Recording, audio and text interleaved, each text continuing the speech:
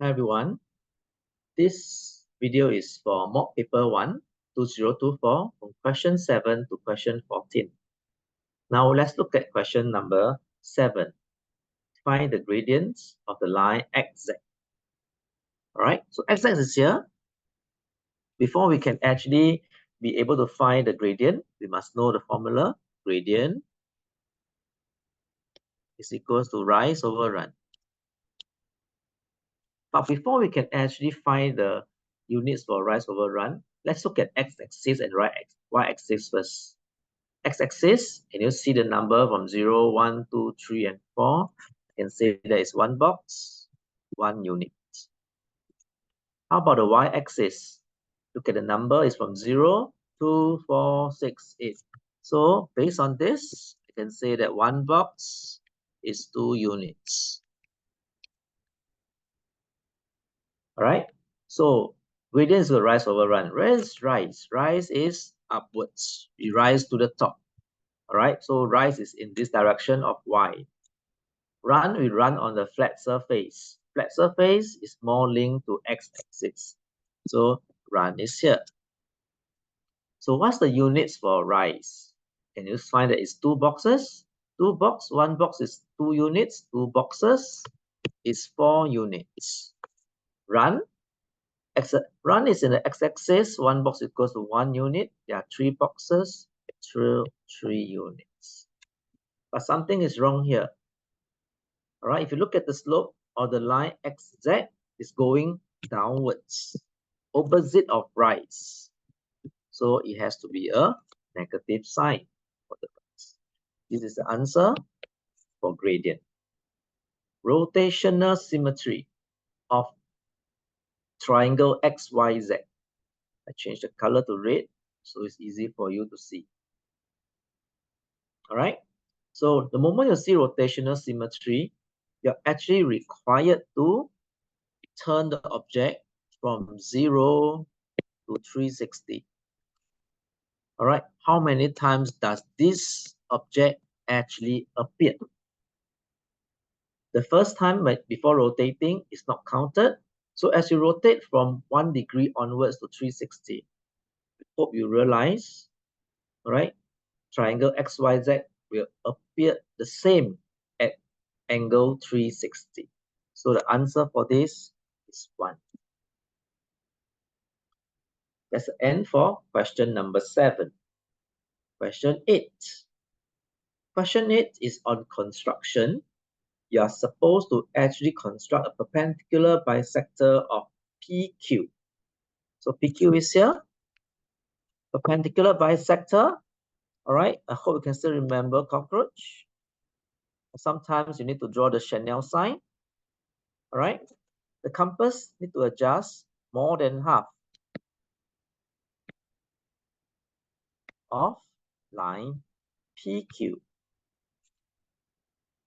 Once you have adjusted your compass to more than half, you can use the point P and then use the point Q. So this is what you will have. Point P and then point Q. You will be able to draw something like that. Can you see there are 2 cross over there? And then you can just use a ruler and a pencil to draw the line on perpendicular bisector.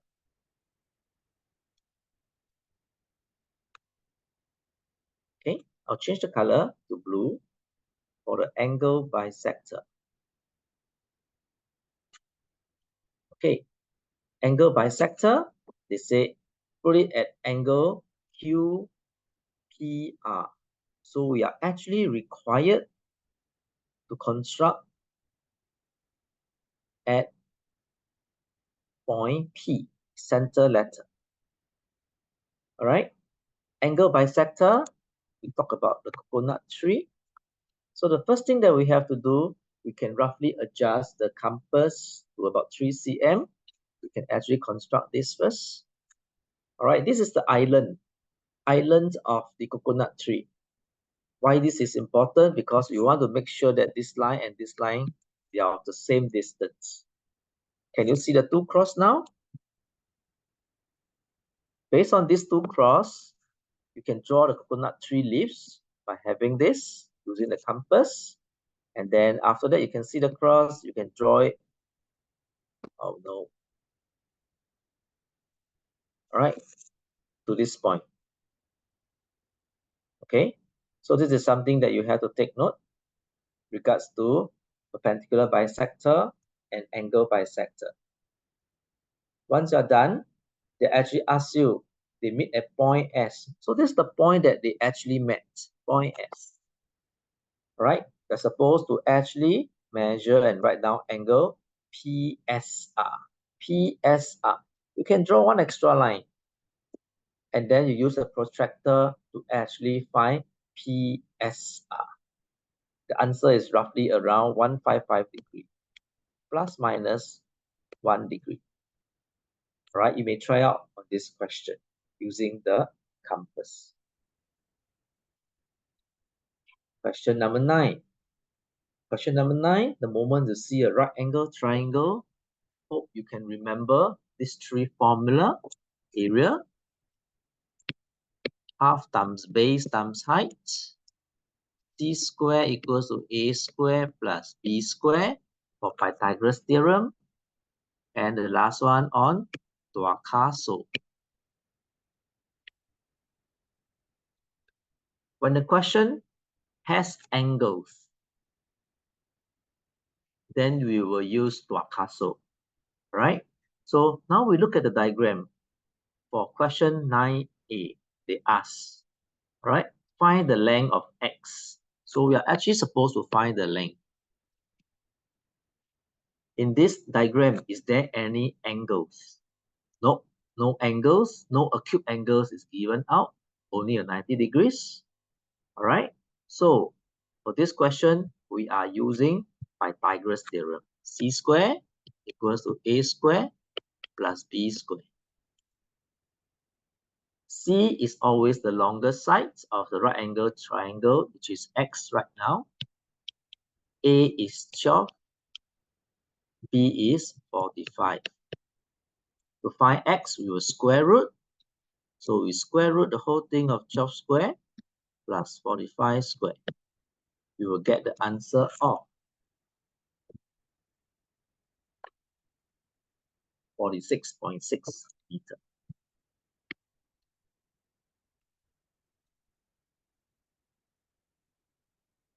Right? Part B. Part B, they ask, find the angle of elevation. Angle. Okay? The moment they ask about angle, we will use Tuakaso. All right? When we find angles, we must use the tangent inverse. So now we will put in the how first for this triangle. H is the longest. So angle of elevation is here. That's what we're supposed to find. 12 will become the O. A is 45. So we have 45 A. We have 12 as O. So I will use Tua. Right, I move up a bit so that you can see. Okay, so angle. This is what we need to find. Straight away, I can just use tangent inverse because we are looking for angle. All right, O is actually 12 and 45 is 8. Key this into the calculator. Tangent inverse 12 over 45. You will get an answer of 14.90. This is for question number 9. Question number 10. Question number 10, triangle ABC is similar to DEC. Right, so I can write down ABC is actually similar to DEC. Can you see that for these two triangles, they are combined? What you can do to make it easier for you to understand, separate these two triangles into two triangles. So the small one will be DEC. Right, I get 3 over here. EC is question mark. The bigger triangle is A, B, and E. A, B, and C. Here is 7.5. The bottom is 24. So if I want to make the link, AB is linked to DE. So from here, I become smaller. BC is linked to EC. Right? Can you see that? So whenever we are actually reducing from big triangle to a smaller triangle, we will use divide. But divide by what? Right? We use divide. Divide by what? We use the big number over the small number. 7.5 over 3, which you will get a value of, I think is 7.5 divided by 3, 2.5.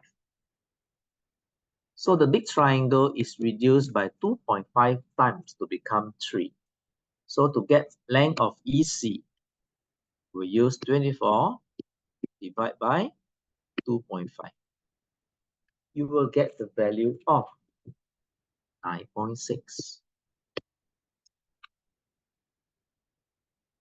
Part B. Susie said tangent theta is 0.3125.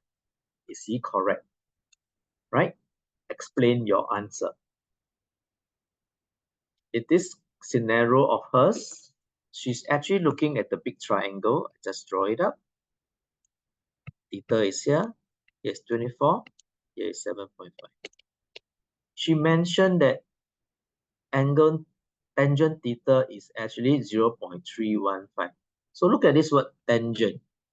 Tangent, we are actually talking about TOA. TOA. So what we need to find out is tangent theta is O over A. Alright, so what is O here? Is 7.5 out of 24. What value is this? 0.312. So is he correct? Yes, she is correct. Right? Because the value is the same.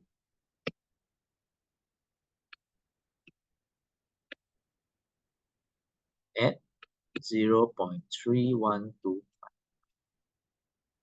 Okay, so this is the answer for question number 10. Question number 11. Parallelogram, meaning the both sides are parallel. Alright, angle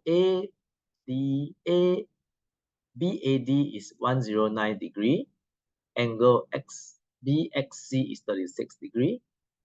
First question, they ask you, find angle ADC. ADC, where is it? The question does not show you where is ADC. You actually have to show it. ADC is here. So what is the angle? So based on what you know about these few letters, right? I hope you can see that I'm making use of the letter C. All right, this is where we have used two angles put together to become 180 degrees. So to find ADC, I'm using 180 minus 109 to get 71 degrees. Part B, not part C, part B. Joel said that the triangle XBC is an isosceles triangle. Is he correct? Hey, for a triangle to be isosceles, both the base angle must be the same angle. So what we need to do, we need to find out about this angle. What is the angle of this? Right? So based on what I know about this diagram, based on Z, I will say that this is actually 36 degree based on alternate angle, the letter Z. If this is 36 degree, how about the small little angle? How do I find it? Okay, the small little angle, which I call it XBC, it will be equal to 71 because the diagonal angles of a parallelogram will be the same. All right, this whole angle, the big angle here, is actually 71. same as what is written here. So it's 35. So since XBC is 35 degree, which is different from 36 degree, I can say that no, not right angle triangle, not isosceles triangle, sorry. Cos angles are different.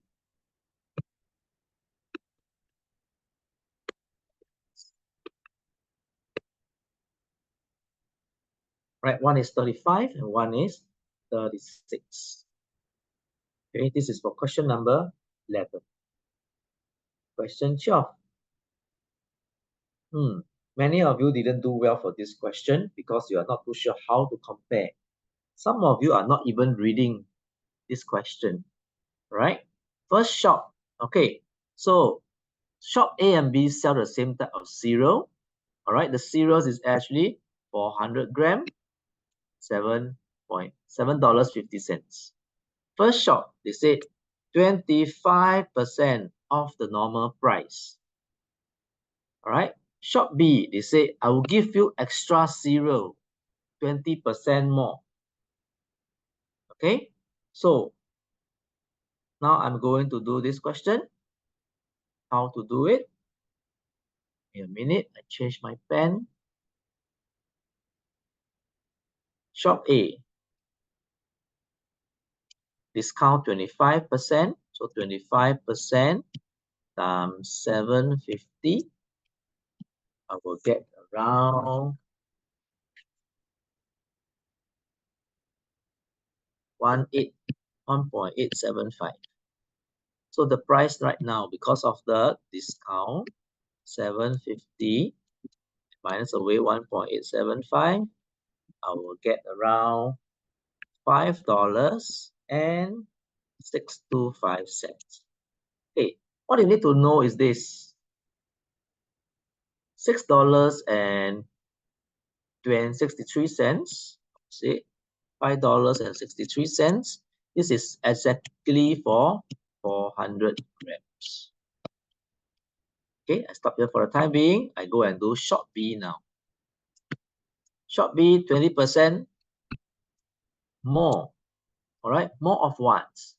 Cereal is not price. So I multiply by 400 grams. I get extra 80 grams. So the total I will receive from shop B is 400 plus 80 grams. I get 480 grams. So 480 grams, it cost me $7.50. So how do we compare? The easiest way is to make the gram to be the same. We find the price of 1 gram. All right, 1 gram, how much will it be? 1 gram, how much will it be for shop B as well? So I will just use $5.63. I divide by 400. I will get a very small number, 0.014. The other one, 7.50 divided by 480. 0.0156. So which one is cheaper? Shop A, because it is cheaper. Right? That's why it's called value for money. Question 13. Question 13 is a very interesting question. You cannot use volume as a way to solve this because some of the volume or the air not occupied by the box cannot be compressed to actually fill in the box as well. Or the box cannot change the shape to actually fill in the empty space. All right, so for this question, for part A, we have to use the sizing of the box or the carton and the sizing of the fruit juice to determine the number of packets of fruit juice to be put inside the carton. So I just link them together. 9, I will link it to 40. All right. So how do I know how many fruit juice I can stack up? So I will use 40 divided by 9. I will get about 4 point something. 40 divided by 9, I get 4.444. So the maximum I can put to stack up the fruit juice is actually 4 only. 4 fruit juice stack up together. How about 50? 50, I link it to 6. All right, 50 and 6, I link them together. So how many of these fruit juice can I stack side by side to get 50? So 50, I divide by 6. I get about 8.3. So the maximum I can go is only 8. And lastly, 70 and 3.5, I put them together. 70 divided by 3.5, I get a very nice number of 20. So how many packets of fruit juice can I put inside? Actually, I just have to use 20 times 8 times 4, which I will get 640 fruit juice. Right? This is number of packets. Whenever they ask about this kind of question, we always use the measurements to determine how many packets to put in. We cannot use volume. Please remember that. Next, they ask you, find the volume of one carton box in liter. Okay, the carton box, the box measurement is 50 times 70 times 40. Okay. So when I multiply for length times breadth times height for volume, I will get a very big number of 50 times 70 times 40. 50 times, right? 140,000 cm cube. Cm cube is the same as 14,000 ml. So how do we change to become liter? We just have to divide by 1,000. So I will get 140 liters. This is for question 13. Going to the last question now. All right, a map scale is drawn, all right, from 1:500. Please remember this. 1:500, there is no units. All right, everything is in cm. All right, the distance by the roads is 25 meters. Find the distance in cm on the road, on the map, sorry. So the first thing I have to do, I will have to switch map and actual. 1:500. So you can still remember all in cm. So the first thing I have to do is to convert the actual 500 to become meter. So to convert to become meter, I will have 1 cm, 5 meter. I will divide by 100. So now I go to the question, 25 meter. 25 meters will be here. So from 5 to become 25, I need to times 5. Times, my answer is 5 cm. Next question. A pond has an area of 0.5 cm square. Area now. So before I can do area, I must find the normal area first. 1 cm, 1 cm, 5 meter, 5 meter. So how to find the area? 1 times 1, 1 cm square. 5 times 5, 25 meters square. You must set this area scale first before we can start to approach the question. So the pond has an area of 0.5 cm square. So 0.5. So from 1 to become 0.5, there are two ways to do it. I can divide by 2 to get 0.5. So 25 divided by 5. 25 divided by 2. I will get 12.5 meter square. Be careful for part 2. There is no units. You have to write down the units. Alright, so the answer is 12.5 meters square. Last question. Part B. The flight path between Singapore and Sydney is 6,300. This is D for distance. Alright. The flight took 7 hours and 40 minutes. This is time. They ask you for average speed. So stop the dino. Stop the dinosaur. Alright. So S stop the dinosaur. Dinosaur is very huge, so it's at the top. What is most important about this question is they wanted to be the nearest kilometers per hour. So speed equals to D over T. 6300 kilometer. Now you look at the time. The time is 7 hours 40 minutes. It is not 7.4 hours. So how do I convert 40 minutes to become hour? We just have to divide 40 over 60. You get 2/3 hour. So for the total time, it's actually 7 hours, 2/3 hour.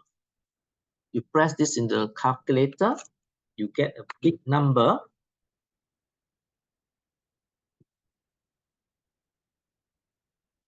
(821.739). So they wanted to be the nearest kilometers per hour. Answer 822 kilometers. So this is for part B, part 1. Convert your answers into meters per seconds. Before we can do that, part B answer is 822 kilometers per hour. The first thing that you have to do, write this as a fraction. Kilometer over 1 hour. How do we convert to become meter? From kilometer, hour times 1000. So what you can do is just to key in 822 times 1000. Meaning I want to convert to become meter. How about hours to become seconds? 1 hour multiplied by 3600 to get 3600. Key this into the calculator. You get the answers of 228 meters per second. This is the answer for the last question. Hope this is useful. All the best to your N-level exam.